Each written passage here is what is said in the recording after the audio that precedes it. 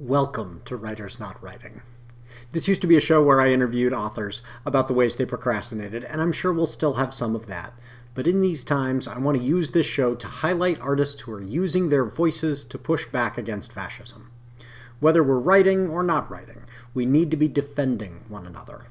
I'm Benjamin Gorman, your friendly author in exile, and the quiet guy behind the glass there is Doug the producer, who hitched a ride in my suitcase.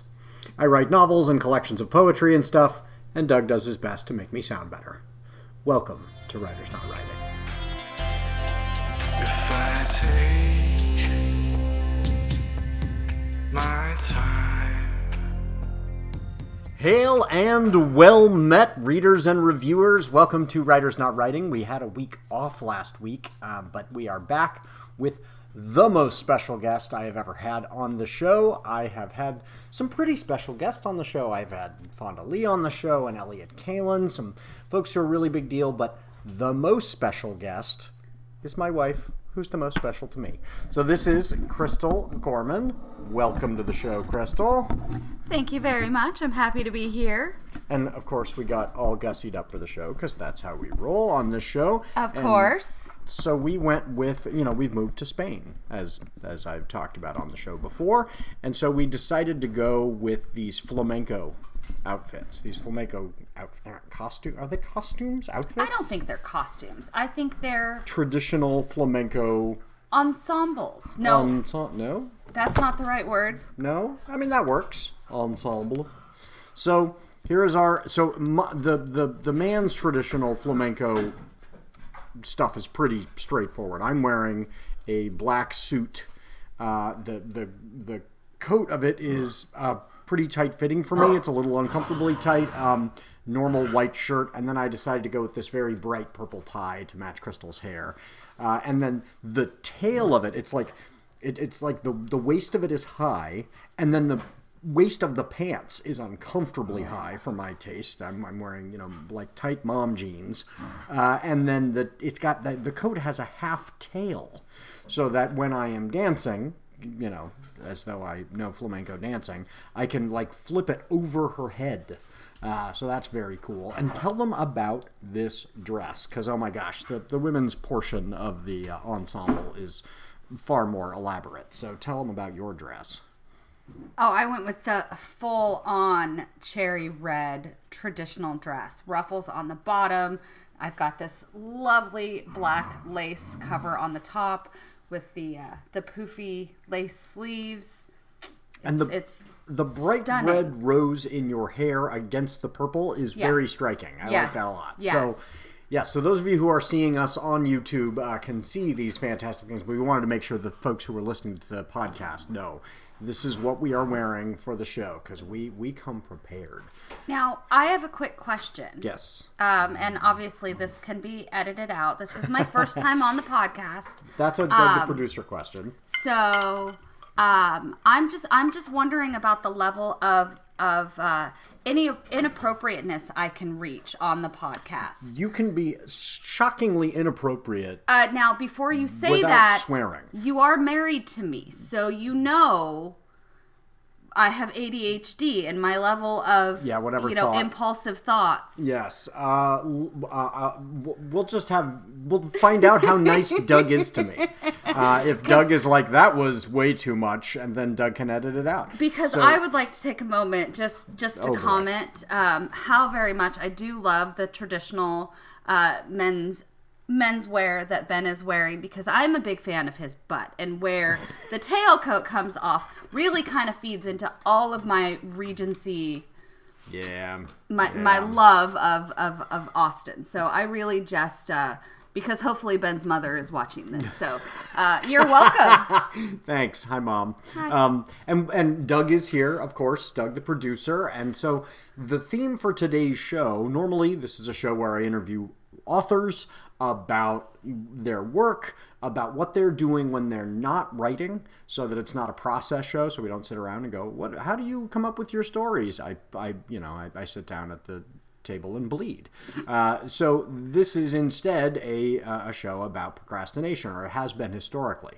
But now that we are living in Spain in the midst of the kind of global rise of Trumpelstiltskin, we wanted to. I want to shift the show, and I want to focus on authors who are doing things to fight back. But we've had a very specific request in this case.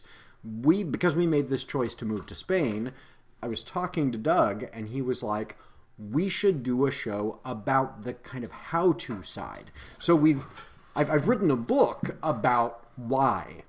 Specifically, my choice to move, and your choice is distinct, but why I decided that it was time to GTFO. A book which became an Amazon bestseller almost immediately. That was very cool. Yes, if you folks have not checked it out. Actually, should I tell them all about the typos? This is pretty funny. I know you will, but first give yourself a pat on the back, because you won't. Yeah. So I will. So one of my advanced reviewers, Joanna Hoyt, who is just an amazing thinker and writer herself, was willing to read an advance copy, and the folks who've read the book and written reviews have been wonderful. I really appreciate all of them and their feedback, but she caught some typos, and this was a book written in 60 days in the midst of a move. I don't need to be defensive. Overall, in the midst of a move, not a moo. Did I say move? You kind of pivoted there in your sentence. Yes, at an inopportune moment. So it was Joanna caught these errors in the book itself, and one of them is really funny. I was making a point about doubting and about experiencing doubt, and I made reference to demanding that Jesus show his hands. And I referenced Saint Stephen, not Saint Thomas. So the folks who get those early editions, look for that. And if you've got that early edition that has that, by the time this show comes out, those errors all will have been digitally corrected. This is why you should buy your books, especially in the age of Trump. Buy your books in hard copy, because who knows what will happen to your digital books in the age of Bezos being subservient.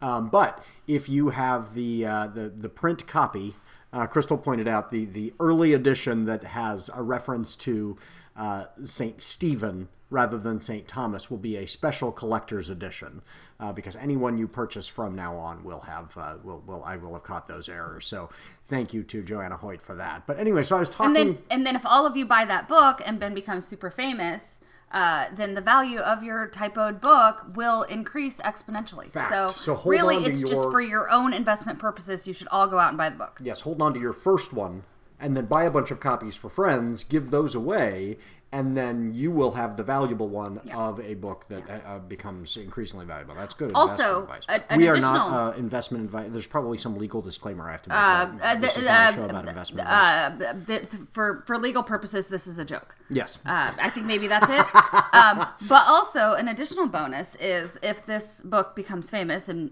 Ben ends up on the, talk shows or podcasts or whatever, will absolutely infuriate the Orange Mussolini. So. Yes, that is a fact. Yeah. That's well. And, I think when people read the book, they will find that it is an indictment not, of the Orange Mussolini, but of everybody who either supported or tolerated, because it is not your crazy uncle sitting on the porch who is the problem. It is 52% of a population of 330 odd million supporting your crazy uncle. And also the systems that have been built over generations that led to almost the inevitability of where we are now. Yep. So, so check out that book. So that book explains why we decided to move to Spain. But I was talking to Doug, and he was like, but there have been people who have been asking how-to questions. How did we make this happen so fast? And so he recommended that I have Chrystal as the guest on the show, because, she was the logistical partner in making all of this occur. And she can explain the how we did it. Or maybe the don't. A lot of it you're going to find is don't. Don't do this. Do it in the way that we did it. So walk everybody through let's start with the election itself and, where we found ourselves on election day in terms of preparation and then going forward. So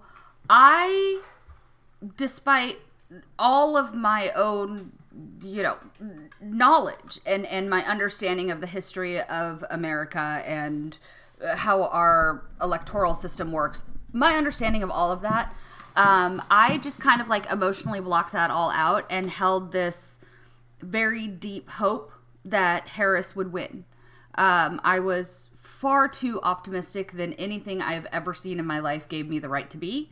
And so I had kind of buried my head in the sand. Ben had spent the last, our entire relationship in the back of his mind kind of starting to plan what happens if he serves another term. When we first started dating, our first date, we talked about it. It was very understood from the very beginning that if he was elected to a second term, we would leave the country. But it was always kind of like a hypothetical. And here we have Harris, who was qualified, and more than any of her qualifications, the thing that we needed from her was her joy and her hope and her optimism and her empathy. Her and Walls, the combination of them gave me this level of optimism and hope that I kind of forgot how deeply entrenched the racism and misogyny was in the American culture. And so going to bed on November 5th, I still had this little, okay, maybe those last mail-ins, maybe those it's close enough. Very reminiscent of going to bed on election day for his first term. And then of course waking up the next morning.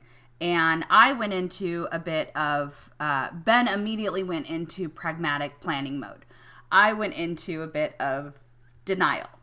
Of going, okay, there's going to be some recounts. A couple of these states, Pennsylvania is a little too close. Give it a couple of days. We still have a little, and that actually lingered a little longer than it, because the whole, white man might be held accountable thing, which really I knew better. Yes, but I should say one of the keys, and I've noticed this with other couples who are currently trying to figure out what their next steps are.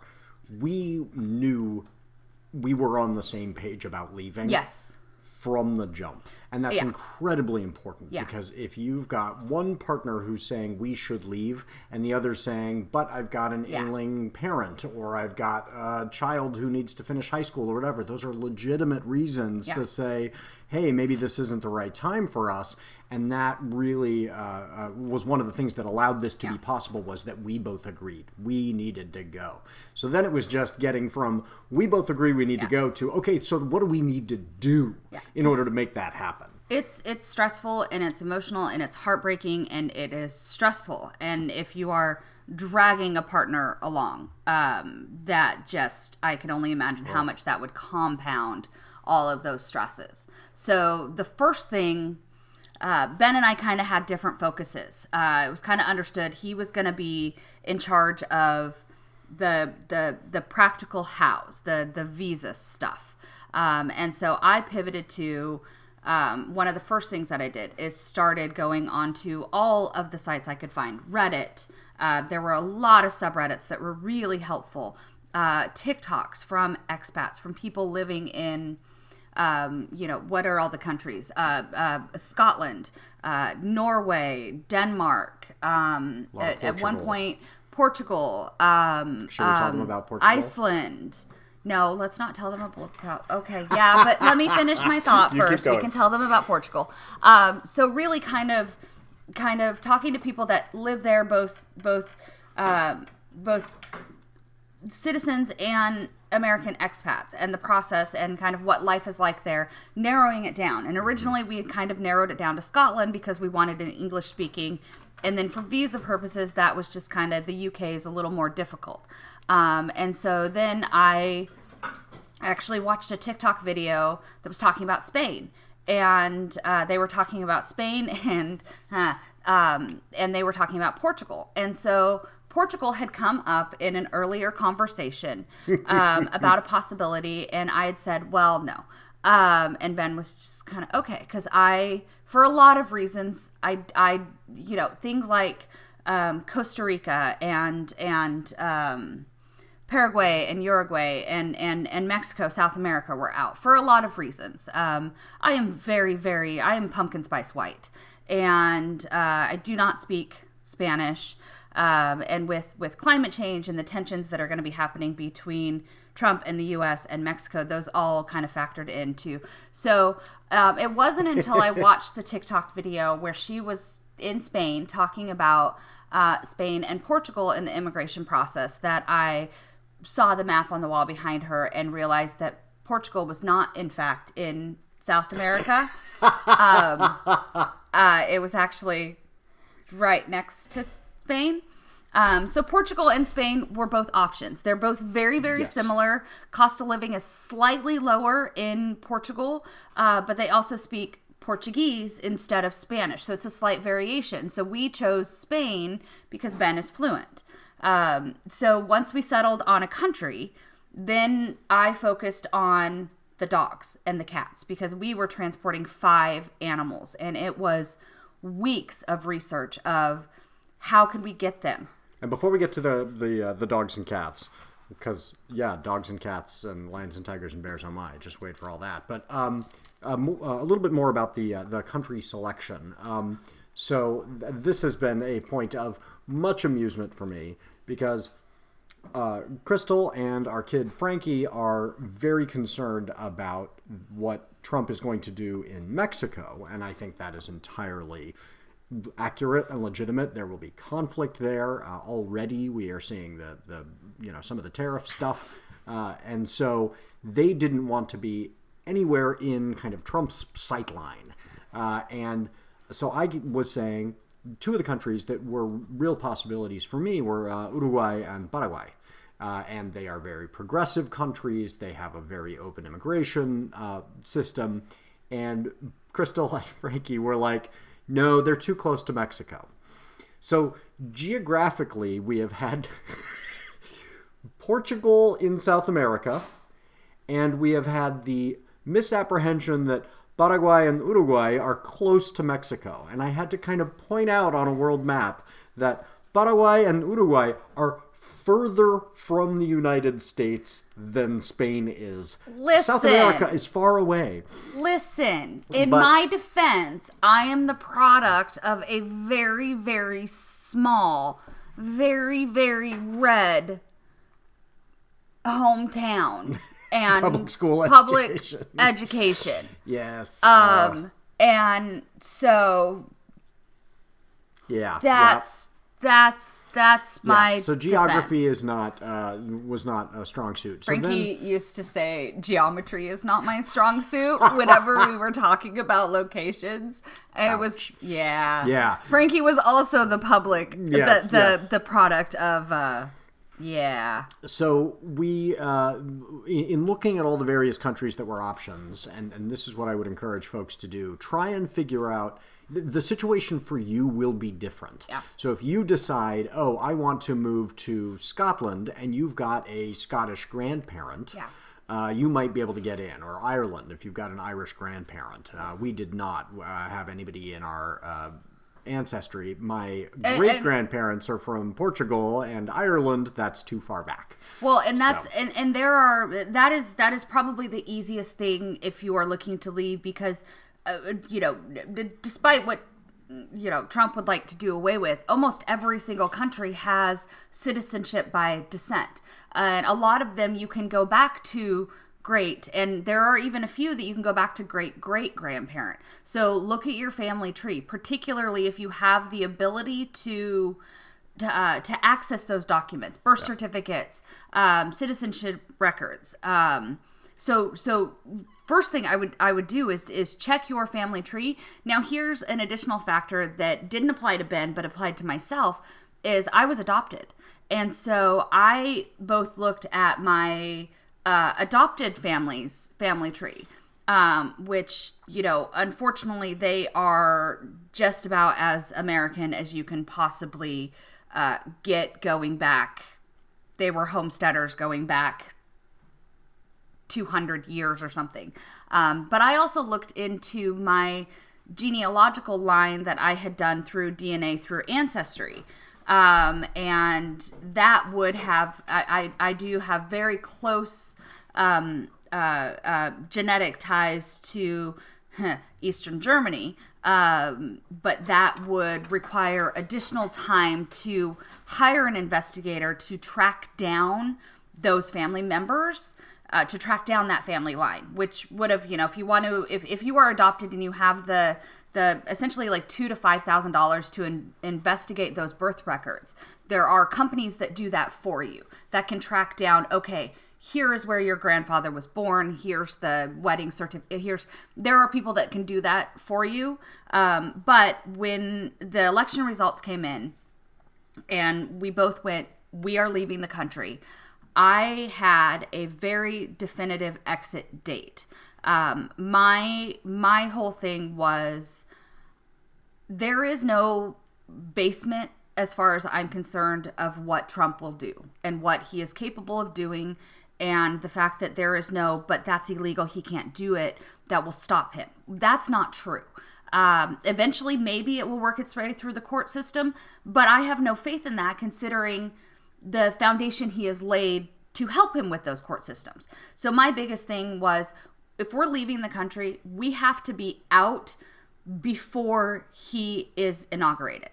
Because the very first thing that he could do is say, under the guise of national security, I am shutting down international air traffic. Or any number of things. Or, the one that I hadn't considered was maybe I'll fire the head or get the head of the FAA to resign, and we'll have, airplane collisions for the first time in 30 years. Yeah. I hadn't factored into that. Though also the one thing that I had not factored into that could have actually become an issue. So I told Ben, if we're leaving, we have to be out. We have to be out of the United States with enough time to factor in any kind of flight delays. So within, 5 days of Inauguration Day, which ended up being a good thing, because I had kind of my first emotional crying meltdown the afternoon of Inauguration Day, as I'm reading his first executive orders and thinking about everybody that was back home. And one of those executive orders, my kid is non-binary, has gone through a lot of stages, but essentially there.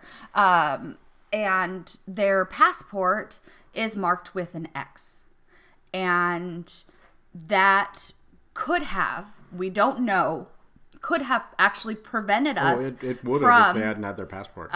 From getting out of America, from getting into Canada. If they hadn't had the passport already, right now, people who are non-binary and trans are being prevented from even with that ex-passport, there could have been, when we flew out, there could have been enough of a question that it could have prevented the whole thing. And so I kind of feel a little vindicated, because Ben was like, I don't think it'll happen that quickly. But I was like, no, if we're leaving, we are getting out immediately. Well, and that was good for us to have a deadline. Yeah. Like, if you are thinking about this, whether that deadline is a date or is an event. Yeah. I think have a red line for yourself. That's really important, that you say, I will not tolerate whatever. And you figure out what that thing is, and you say, when that happens, I want to be ready to go. And so that's why I thought we would talk about some of the readiness stuff. Don't keep waiting for the next thing. Pick the thing. Pick the action. Pick the executive order. Pick the event, because it's so easy when you're looking at something so emotional of packing up your entire life and leaving your family, your friends, your job, your home, your community, your safety, your everything, and going into the terrifying unknown. There's always going to be this is the thing, but it's maybe not that bad, and so we can wait till the next thing. But no, pick the thing, pick the moment, and I would recommend doing some readings from people that have fled fascist regimes, and I can't find it now, but there's actually I've seen it on my social media. Hopefully I can remember and we can find it and post it in the notes. There's actually a handbook. Have you seen that? Yes. There was a handbook during World War II about the signs to look for. So pick your thing and go, whether I'm going to start planning, figuring out where I'm going to go and how I'm going to go, how I'm going to fly, where I'm going to stay, before you do that, and go, okay, when this happens, this is when, because we had a hard and fast out date. Yeah. That meant we had to be packed. Everything had to be in storage. We had to have our flights. We had to have the animals figured out. We had to have everything. Yeah, and back to the countries, there are countries where, if you've got $5 million, no problem. Or if you can buy a house. If you can purchase a home, if you can employ, in Scotland, if you can employ 5 people. Yeah. The Netherlands, there's the DAFT agreement, where if you start a business based in the Netherlands that makes, that consistently has $4,500 in the bank. But also keep in mind, if you have citizenship or residency in any of the UK country, not UK. You're talking no, about the EU but ones? UK also does the same thing. No. It's not? Post-Brexit. Oh, that's right. So if so you're if in you have an EU country... an EU country, you then have citizenship or residency in all the other EU countries. Not citizenship. We won't be able to vote. I don't know that we will ever be able to vote again. So essentially, I did look it up into Spain, and Spain does essentially have the option where when you have your permanent residency, you can then apply for citizenship, and you don't have to renounce your American citizenship. You are allowed to keep dual, but you are able to renounce it. There are some countries that will make you renounce your American citizenship. But that's down but the there road are also for us. there are programs that you can get started on now that will sign you up to teach English in another country. Look at, if you are a college student, look at doing a summer abroad, a study abroad program.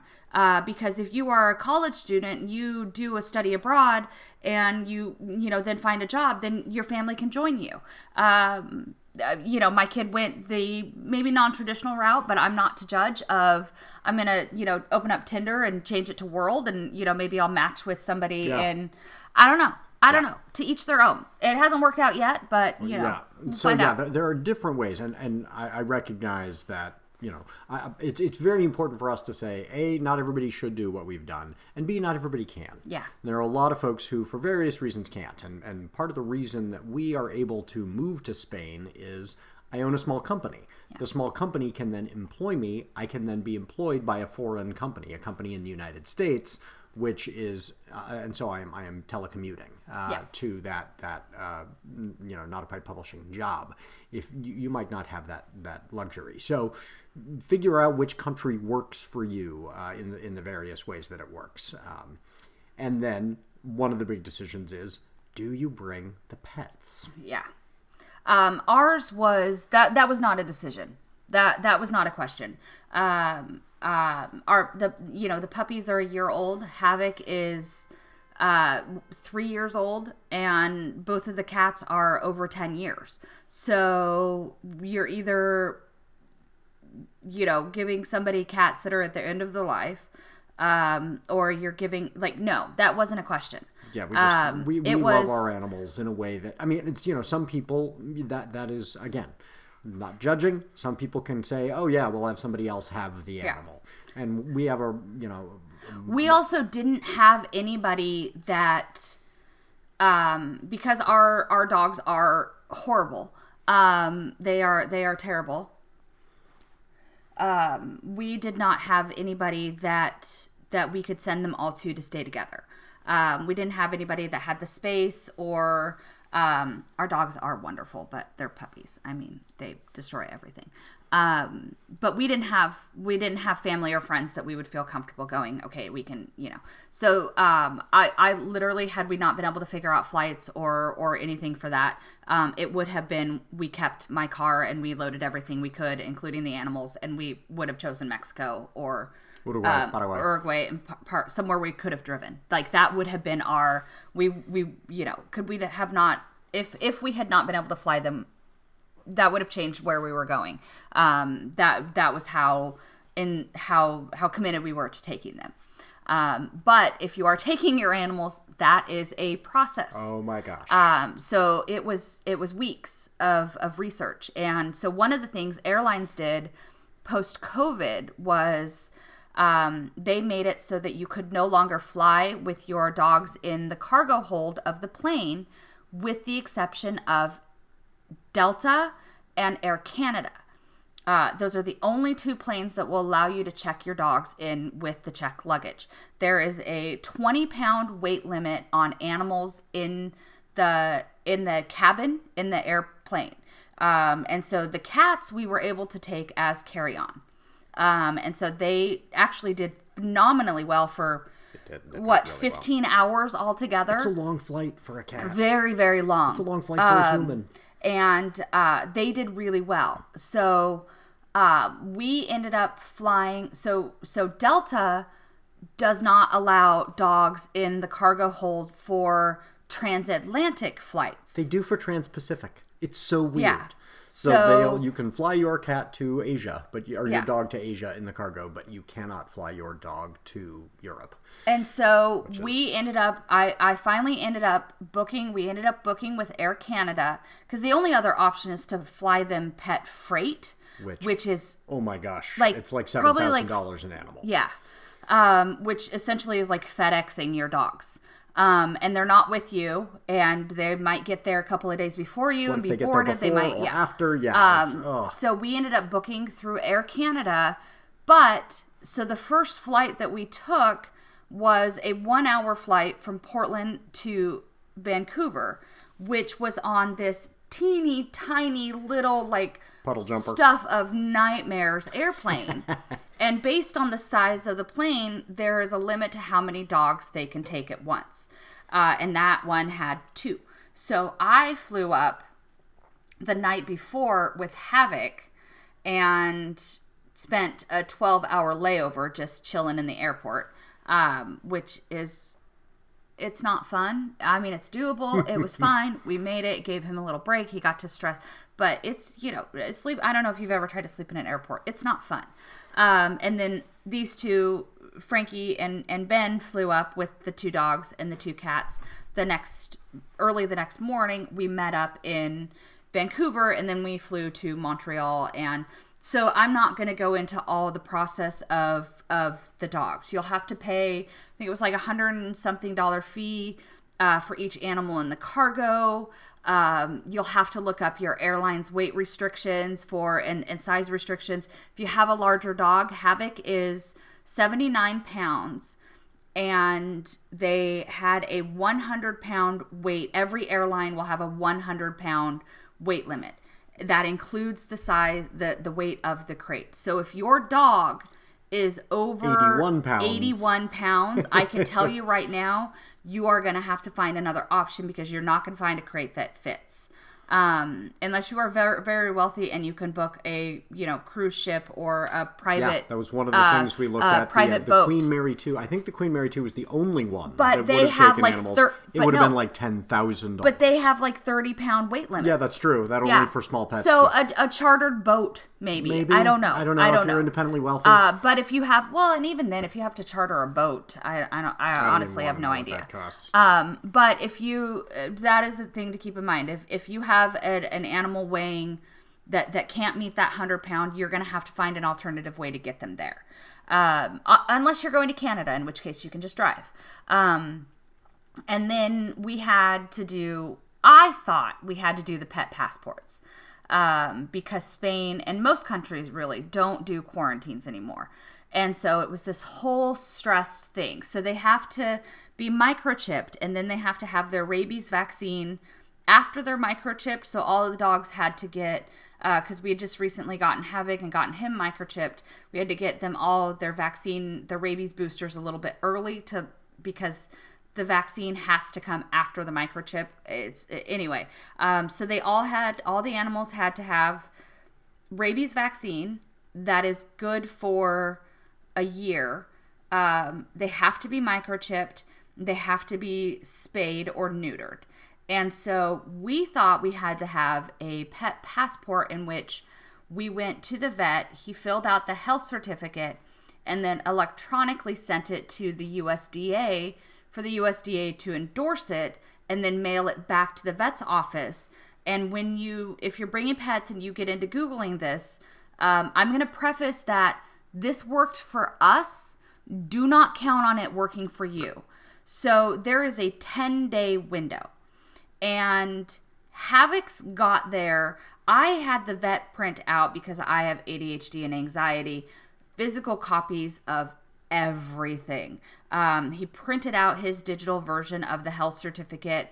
And so the USDA will go in and they'll like sign off and endorse it digitally, and then they'll mail a physical copy to the vet. So we had the printed out digital version that the vet printed out for us. We had the printout of their vaccines. We had the printout of their microchip. We had the printout of their spay and neuter certificate. We have the printout of all of their vet records, everything for all 5 of them.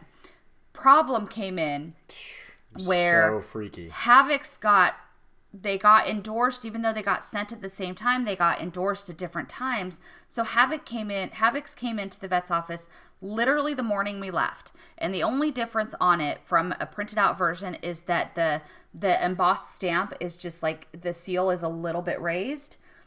The puppies and the cats did not come in until the next day. The day after we were leaving. The day after we were leaving. I mean, the day after we left. And so Ben and I, we loaded up the car. Because we were flying out at 2 different times, they stayed at a hotel in Portland with a rental car, so they were close by because the flight was super early in the morning. So we took Havoc and got all checked in to test and see if the Portland airport would allow us to do it. I didn't show them the embossed copy. I showed them the printout from the vet's office, going, okay, if they let us through with maybe this one, maybe they'll, like, at that point we had to decide, do we cancel the flights, rebook the flights and the hotel? Like, do I go to Barcelona by myself and then they rebook and wait? Because there's a 10-day window. And so we decided, let's give it a try. So they let Havoc on, like, we got on okay, showing them but then it was the stress of, the real key is going to be that layover essentially it was only the layover in Vancouver, because all the animals, the puppies went straight through.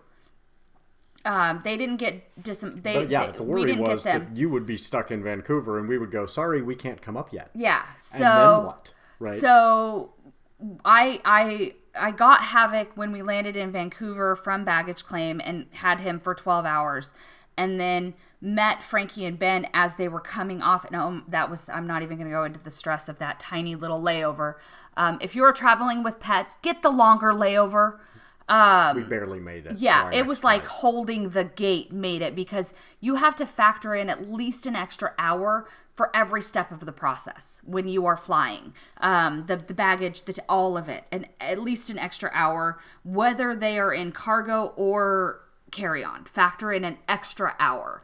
But to make my rambling long story short, we were very fortunate. Again, disclaimer, this worked for us, that Ben's, our copy of the printed versions for the 4 animals was accepted both in Vancouver and the big one when we landed in Spain.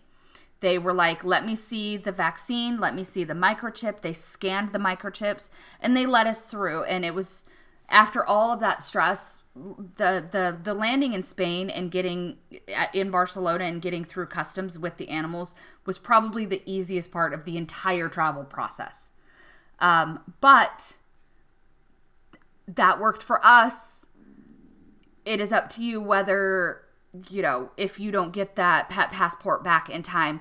The other option is, at least for Spain, and from what I looked at, most EU countries, is if that pet passport expires in that 10-day window, they give you the option of visiting a Spanish vet and having the pet passport done again, essentially. So because they don't do quarantines anymore. But we're not sure about that side because we didn't have to do it. And the stresses do not end there. So once we arrived, we had to find a hotel. Well, not once we arrived. Before we left, we had to find a hotel that would allow us to stay there with pets, which is very challenging. Yeah. And so we finally found a hotel that would allow us to stay there with pets, but only for the first few days, because we believed we had a meeting with a realtor and we could maybe get into some longer-term housing that would allow us to have a dog. Well, that meeting didn't then happen, and so we had to move to another hotel. The hotel we were staying at, we thought, okay, well, we've gone to Barcelona. We found a hotel that is going to allow the animals. Yes, it's in downtown. Oh, yes, which it's expensive. The dogs utterly, they were terrified the first couple of days. Yeah. There's no dog park nearby. There's no grassy area. Spain is very dog friendly. But the dogs, the local dogs here, you see dogs walking, and they've been trained to just kind of go anywhere, and people clean up after them. Our dogs are country dogs. Like, we need grass and to run. So that I bought thunder jackets, and it was very stressful for the dogs. So we get into this this hotel, and then the stress of, okay, if we don't find another hotel. Yeah. We've only got this stay for, whatever, it was 2 days or something. For the first one, we have to find another hotel immediately and then Uber to that hotel with 2 different Ubers so that we can carry all of our stuff and dogs and go to another hotel, and we can only stay in that one for 3 days. I think it was 3 days. And then a third hotel. Which fortunately was like 2 blocks away, so we were able to walk our stuff over. From the second to the third. But all of this, we could have saved a lot of trouble for the hotels. And so I'll give you this advice, is things work a lot slower here. So reaching out to an apartment, it might be 3 days, 4 days before you hear back. A realtor, it could be a week. Like, they move really slow. So finally what I did after we had to leave the first hotel, move to the second hotel. I think we were still in the first hotel. I found an Airbnb. I was hesitant because of all the things I'd read about the hidden fees and stuff like that. But when you're factoring that in with the cost of 2 hotel rooms, I found an Airbnb. And I found one that you could book instantly. I put the 5 animals in our profile. It was reasonably priced, and still higher than I like. Still higher. We needed it. Cheaper than continually moving hotels. Absolutely. And this one has a nice little backyard. It's perfect. So we haven't had to take the dogs out. They've been able to kind of decompress and get their running around and relax and kind of acclimate, because you are not the only ones that are going to have to acclimate. And so it's been really good. So that would be my advice to you is preferably find an apartment first. But that can be really scary, finding an apartment sight unseen. Where you don't know that neighborhood, you don't know, if the person's ripping you off. Sure, I'll take exactly. your $3,000, and then you show up and there's no apartment. Because it does run differently. It's not phone calls or text or emails. It's WhatsApp. So when you're an American, it feels very weird to do this that is also a very European way of communicating. Yes. So for us, Airbnb ended up being kind of a lifesaver for us. So now we can, because the issue we've run into with apartments is while we are still waiting on Ben's visa approval and the kind of the what NEA, there's the number. It's like your driver's license number. It's like your social security card. Yeah. We don't have that, and so a lot of the apartments they won't accept you without that. Right. So our kind of plan is twofold between because we're in the Airbnb until the end of March. We have kind of 2 options of waiting for that information. But I also, again, thank you to subreddits, have discovered that the better way to do it than the way that we did it is to find a realtor. You'll pay about 1 month's rent, but essentially they do all of the work for you, which if you're paying 1 month's rent on a $1,200 apartment, that is cheaper. That is going to be more cost effective than the 2 Ubers that we had to take and all the different hotel rooms. So reach out to a realtor. When you figure out where you're going to stay and the timing when you're going to be there, reach out to a local real estate office, because that's kind of the norm. We don't really think about when you're renting an apartment using, or at least I don't, but I always kind of, have lived my entire life in the, lower tax bracket. Realtor was always buying and selling. But at least for Spain, real estate agents do apartments. Yeah. And so that's my advice for that is don't do what we did. That's our advice on a lot of things. Don't do it the hard way that we did it. We, because we were trying to go so fast.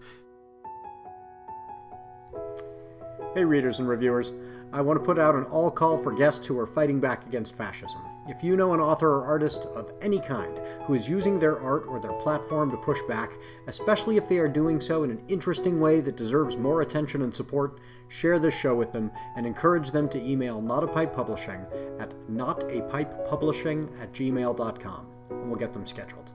And if you're looking for inspiring or practical ways you can push back, be sure to subscribe to the show so you catch all the great guests folks are going to recommend. See you here each week. You deserve a vacation. How about a trip to a dude ranch on a colony planet? Or a journey to a universe where wizards call lightning down from the sky and calm rumbling volcanoes? Or a holiday tour of the major cities of Europe with vampires and werewolves and witches as guides. Or maybe just a nice hot sudsy bath with a book of poetry that will make you cry and sigh and laugh. We've got you covered. A paperback will appear on your doorstep each month to whisk you away, and you'll return refreshed, enlightened, and ready to make the world we share a brighter place for everyone. Or if you prefer, you can sign up for a quarterly subscription and get 4 YA titles, 4 adult titles, or 4 collections of poetry per year. Plus, you'll get book club questions from the author before you start the book and an interview with the author afterwards. So, if you are in a book group or want to start one, this is everything you need in a kit. Will we occasionally throw in some extra surprises just to say thank you to our members? Of course. You can also give someone their very own membership with all of the rights and privileges pertaining thereto. So, find a reward level that's right for you. And share this with your friends. Join the Indulge Your Shelf book club today. Your bookshelves deserve a little pampering.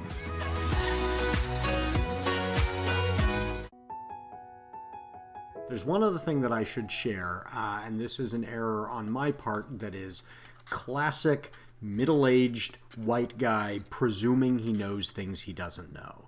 So we have an immigration attorney. She's wonderful. She gave us this list of all the kinds of documents we needed. And they said, oh, this needs to be apostilled, this needs to be apostilled, this needs to be apostilled.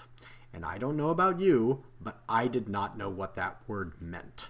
And so I went, oh, this is a translation error. This is, the word we would use for this is official. And so I thought, okay, I'm going to track down all these official documents. And I mean, we're talking a folder of documents of everything we could possibly need. And then I was patting myself on the back. Look, I wrangled all this official documentation. And it was a lot for us because it was a lot for, it was all of our personal stuff, Frankie's stuff, all the dog information. And then for us, passports, all the marriage certificates, company stuff. Because we had to verify, okay, this is a real legitimate company. This is not, I didn't make up a company so I could move to Spain. And so, tax records going back years. I mean, just tons of documentation. Apostilled does not mean official. Let me say that again. Make sure you hear that. Apostilled doesn't mean official. Apostilled is this very particular kind of certification used between countries. So if you've never had to do immigration before, you've never come across this word apostilled because you've never had any apostilled documents. And apostilling is when one country, as part of the Hague Convention of 19 whatever. No, I think it was like 1864 or something. They all agreed, this is the system we will use now. It is archaic. To make traveling between countries easier. Easier. I mean, nowadays this would be, if you were to design this now, people would go, this is absurd. You could do this digitally so much faster. And so what you have to do is send documents to specific offices at your state, if they're certain documents, the State Department, if there are other documents, and say, okay, we need these to be apostilled. And then they say, yes, here is the version that the Spanish government will accept. that says we recognize this couple is married. Yeah. This birth certificate is legitimate, all that. So we now find ourselves in this circumstance where we are waiting for all these documents to be apostilled. And if I'd known that, I would have started this a long time ago, because you have to mail them. You can FedEx them from a foreign country with a self-addressed stamped envelope back to that foreign country. That would be really, really difficult. Luckily, we have some family who are helping us in the United States, so I could mail this to them. They can mail it in. My worry at this point, and you'll hear updates about this on the show going forward, is your government, United States, your government is a mess. Yeah, it's not running super efficiently right now. And so if some of these government offices are running slowly, then will our apostilled documents come back in time? So that may be another step in our adventure. Before our 3 months that you can stay in Spain. So that's the thing, is you can stay in Spain for 3 months without a visa. Tourist visa. We have a visa. Yeah. But it is, we are here as tourists for now. And then we have to get all this stuff turned in. Otherwise, if we don't have it in that 3 months, we have to leave for 90 days. And so now we have that's also another thing, is have your backup in your backup, because we've got like 3 backup countries now. Backup plan after backup plan after backup plan. This has been the way this has gone. If you think leaving the country is a thing you might end up doing, if it's even a consideration that you think that time might come and you might have to start now, those 2 things. Get your documents apostilled. I think there's like maybe a 6-month expiration on them. I'm not certain. I could be it's a year. It's within a year. Yeah. So if you got them now, so get your documents apostilled. Start now. And the other thing that we did not do, because it was a miscommunication of how that was done, is get your FBI background check. You have to send your fingerprints into the FBI to do a 5-year background check. Get those 2 things. Those are 2 things. Hard to go into the FBI office in Spain. We had to go into a Spanish police station to have them fingerprint us on the FBI forms and then mail those. Yeah. So if you think leaving is something you may consider doing in the next year, those are 2 things that you can do now that will, if you have to decide, and then it doesn't hurt you if you end up staying. Right. But get those 2 things done before the government completely. Yeah. The other thing I would say, and I've got some friends who have been thinking about this, is start saving money. A lot of this is very expensive. And so my life savings is just going to this because we decided this was essential. But it is, every step is, we're going to fly. Flying was surprisingly inexpensive. The tickets were not the expensive thing, but then you tack on $1,000 to bring the pets. Yeah. You tack on $300 to bring large bags, because bringing large extra suitcases is cheaper than shipping your stuff overseas in boxes, right? So set an account aside and start saving up some funds for this. Start selling all of your stuff. Like literally, we sold because everything. Just about. There was so much that we ended up just giving away because we ran out of time to sell stuff. And so start clearing out your house. Start going through your house and start selling stuff. I want to acknowledge, not everybody should leave. I have friends who are thinking about what else they will do instead of leaving when they cross their red line. And I know that I hope YouTube isn't, I'll just be careful with what I say about that. But in a circumstance where you have a rise of a fascist regime, some people leave and some people fight. Yeah. Right? And so figure out what is your line for you. I am too old to be punching people in the streets. But there are people who need to do that. We had a lot of reasons for leaving. A non-binary child, queer child. Ben has always been, and particularly during the first administration, very outspoken political activist. His books are not exactly, friendly to. Not friendly to the regime, and won't be viewed as friendly. Yeah. In that, one of the things that they have talked openly about is making the mere existence of LGBTQIA plus folks something that will be subject of potentially censorship and maybe even criminal. Well, every single book I have ever written has queer characters. And for mine, I am a queer person myself. I am also a neurodivergent person. And I, just like anybody else who has ADHD and has been on any kind of stimulant medication, you know the effects of Trump's first administration on your ability to get your meds. I don't function. I cannot function without my meds.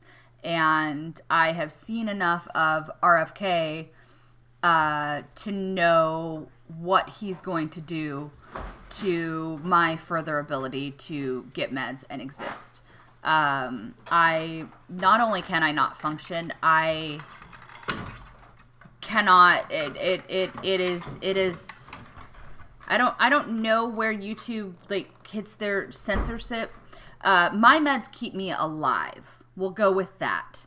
And I don't think I know it would not be possible for me to live in a country in which I could not get my meds, or live in a country in which my government believes it's all in my head, which of course it is. It's literally how my brain is. That every time. Yeah. But that, for me, those were two big factors of, my country is actively going to start attacking people like me. And Ben would stress so much during an administration that he would, just have a heart attack. And so it was an easy call, not an easy call. It was an easy call. What's the word? To make, a lot harder to actually put into practice.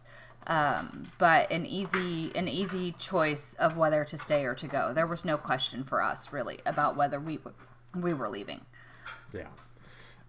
So now we are here, and the challenge here is going to be doing all of the work to make this viable, and also figuring out how to balance being as supportive as we can of all of you back in the United States, those of you who are watching this from the United States, without being, well, recognizing it's not our country. We don't live there anymore. And so I want to use this show, again, I mentioned this at the beginning, I want to use this show to be supportive to artists who are using their art to stand up. And I'm going to have some wonderful guests. I've already started scheduling some folks who are going to be on to talk about little ways and big ways. I think one of the things that is going to be important for you all to recognize is little ways matter. The little ways you stand up will make a big difference in the kind of aggregate. So if you are standing up just by posting that you do not approve, if you are speaking out in, stepping out into the streets for a protest, if you are creating art that says, I accept this, if you are purchasing the art made by trans folks and people of color, that's really important right now. Your dollars will go a long way. So I will be trying to promote and encourage you to check out some of these artists who are doing that kind of resistance, sometimes resistance by existing. Yeah. Right? For folks who are, trans, for folks who are people of color, for folks who are immigrants who are also people of color. Because if they're immigrants who are white in the United States, they're going to have a very different time right now under this administration. But immigrants who are people of color are going to be facing, a lot of danger. And people of color who are not immigrants, who will suddenly be treated like they are not full citizens, are going to be in danger. So that is, something, keep coming back to the show, check it out, and support the people who are doing that kind of work. Anything else we should say before we let folks go? Voting, the midterms. If you can't speak out, if you don't feel comfortable going to protest, if you don't feel comfortable, doing any of that, because it is a privilege to be in a position where you can safely do those vocal protests. And if you can't, or even if you can, our electoral process is the thing that defends our democracy, and it is so easy after this last election to give up on it, to believe that our voting system is so fundamentally broken that it is irreparable. Can I just say I'm quite proud of myself for actually saying irreparable and not irreparable, which is what went through my brain. My mouth often misspells words. Our brain moves faster than our mouth. Yeah. So words come out of my mouth before my brain has fully processed them. So I think my mouth moves faster than my brain. I'm not sure. Your ideas move faster than the part of your brain that figures out pronunciation. Yeah. So I often misspell words when I speak. But the midterms are coming up. So, phone trees and mails, and find out how you can get as involved as you comfortably can with that.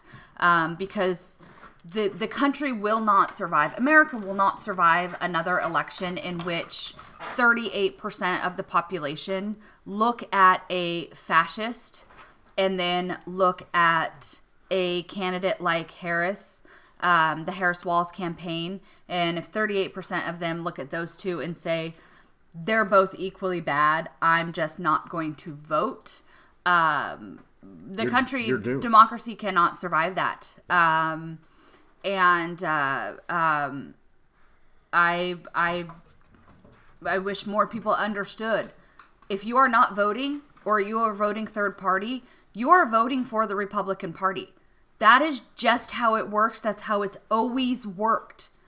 So if you think if you are one of those people that decided you did not want to vote, or that's what we say you voted third party, your vote went to elect Donald Trump. You voted for a fascist. I'm not sorry for saying this, but everything that happens, you bear a sense of responsibility in that.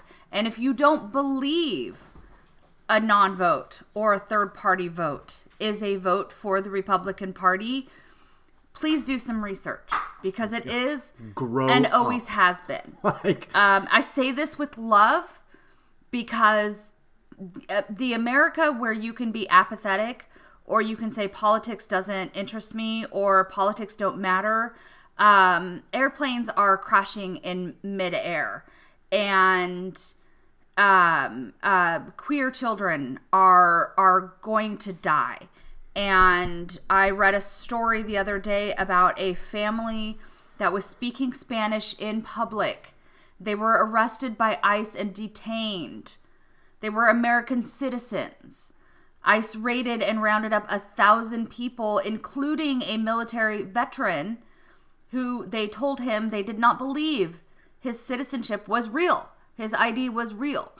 That we are building internment camps now. Yep. All of that stuff is on if you are not actively voting for down ballot Democrats, I don't care how centrist they are, and if they are not radical enough for you, or if they are not centrist enough for you, or if they are not perfect candidates, they are Trump.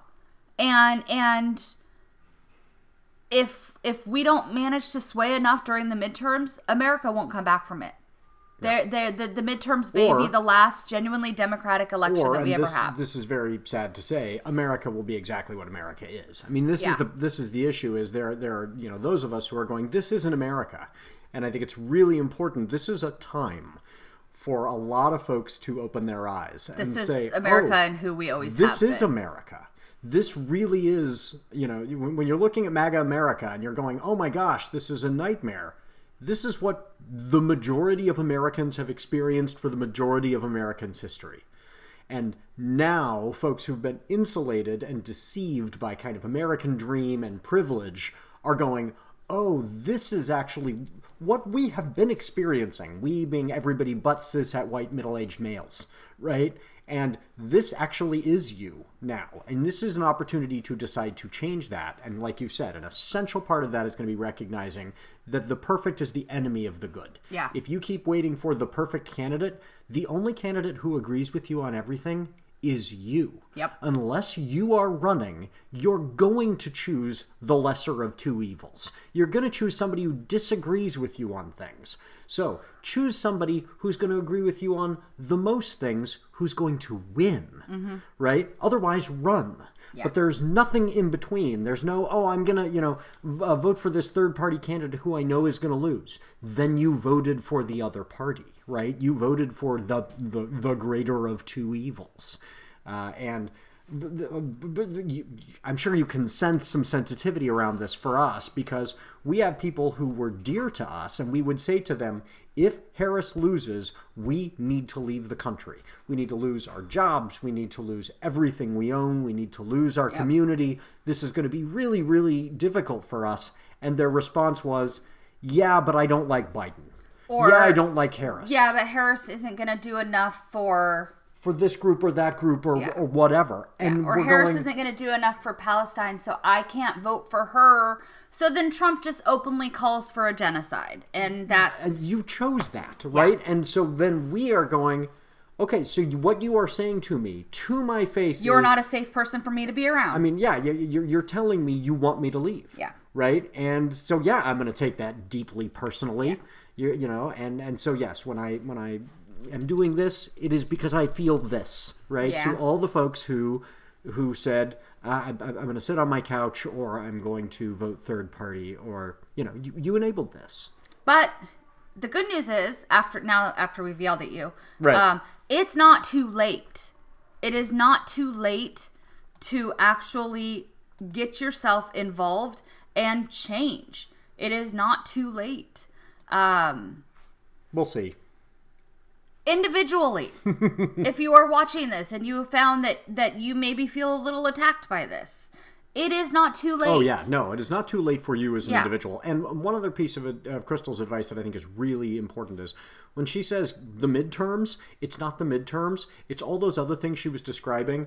Reaching out to other people, building community right now will be so important. And something like phone banking is not just about the people you call. It's about the people you're sitting in a room with, right? You are building community with others, with other people who say, this is also important to us. And so even if a phone bank is a few folks sitting around calling, you together are building community in a really healthy way, because you are strengthening those values. And it means, if there's 10 people in the room who are phone banking, you may not persuade, the thousands of people you call, but those 10 people are going to vote, right? And so build those communities of people who are, recognize that this is a genuine crisis, and behave accordingly. Is that a good place to stop, do we think? I think so, because Doug is giving me the evil eye, but I tend to ramble. Sorry, Doug, we've gone over already. I have on this note, because I'm going to hope a lot of people are watching this. I have a personal request that I'm going to put out there into the internet, because peanut butter M&Ms don't exist in Spain. Everybody keeps telling me that cashews are the same. Almonds are the same. They keep having me test. Pistachios are the same. They're not the same. So if anybody out there knows. Not peanut M&Ms. They have peanut M&Ms. Peanut butter They have M&Ms. peanut M&Ms everywhere. If anybody knows where I can find peanut butter M&Ms in Spain, please, for the love of God, tell me. And Mountain Dew with sugar would be nice. I would like my Mountain Dew with sugar. And actually, no, you know what? I'm switching to water. It's healthier. It's fine that I don't have the Mountain Dew. I think that's a good thing. I'm gonna have to learn. Peanut butter M&Ms. We're having trouble living without the peanut butter M&Ms. I'm gonna have to learn how to make peanut butter M&Ms. Oh. Okay, well, we have a new project. If somebody has a wonderful how to make your own peanut butter M&Ms when you can barely find peanut butter, then let us know. We have found some peanut butters, actually. Yes, it did take 2 tries. One of the things that was really challenging was finding cheddar cheese, which those of you who know me know I am not, I'm not a snob in terms of, I'm a little bit of a cheese snob. I like my very sharp cheddar cheese. He likes his cheese to crumble into dust. It should be I think it's salty. just because you're really old. I could be. I am a crumbly, salty, curmudgeonly, sharp person. Yeah. So Chrystal did manage to find some. So that's a huge relief. I Googled. Well, even then, we had so you Googled and searched and searched and searched. We had looked everywhere. So I've now got cheddar. So another. See, peanut butter everything is M&Ms, just, everything Everything about this is just solving a problem one thing at a time. We'll solve the peanut butter M&Ms. Yeah, maybe we'll have to travel to France. Go to France. Maybe they have them in Morocco. Somebody let us know if they have them in Morocco or France or Portugal, and we'll make the drive. I doubt they're going to have them in Portugal if they don't have them in Spain. Quien sabe? Who knows? Peanut butter M&Ms, please. If I take my time.